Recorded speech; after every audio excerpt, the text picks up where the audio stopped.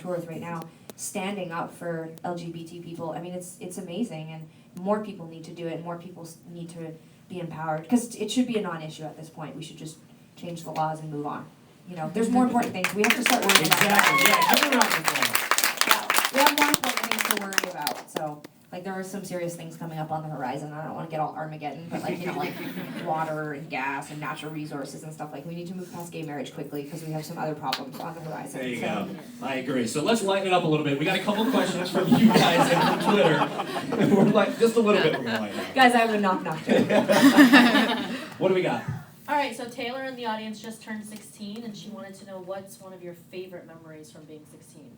Oh my God. We were just talking about this.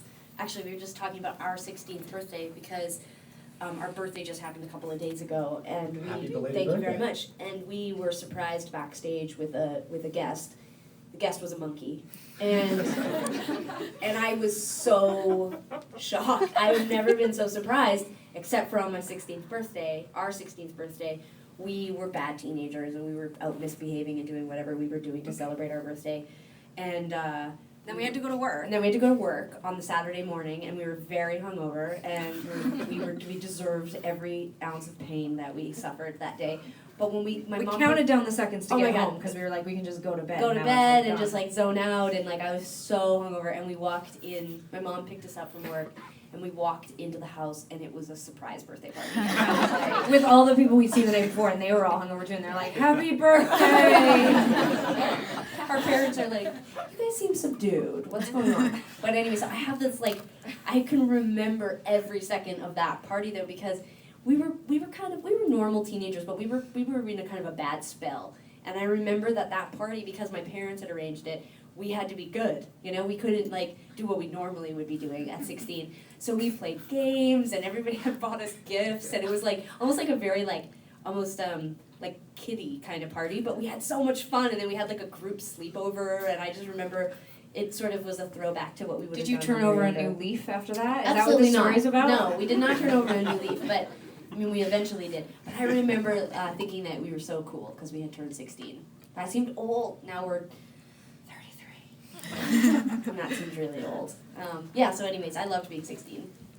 16 was great. 16 was awesome. Yeah. All right, one more quick one from the audience here. Okay, so this kind of goes back to what you guys were talking about with Macklemore, but Raven wanted to know, who was the hardest person to come out to? You know, we were really lucky. We grew up in a really alternative group of friends, and we had a really progressive family, and we were really into music. And my parents were young when they had us, so they were really quite cultured and involved in our lives. And so, I don't know. In a weird way, the person that's always hardest to come out to is yourself.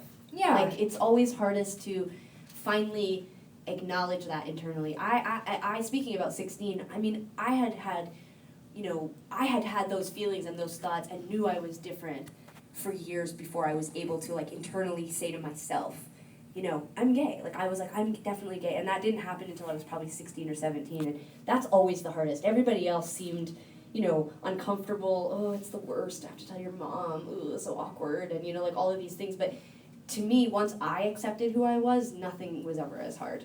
It wasn't hard to like take down all your Jared Leto posters and decide that you wanted to be Jared Leto, not be Jared. Well, that was an important distinction that I made actually far before Jared Leto. It was more with Jodie McIntyre from New Kids. I was like, I love Jodie, and then I was like, I think I want to be Jodie McIntyre. Awesome. Let's give it up for Tegan and Sara. Let's hear another song from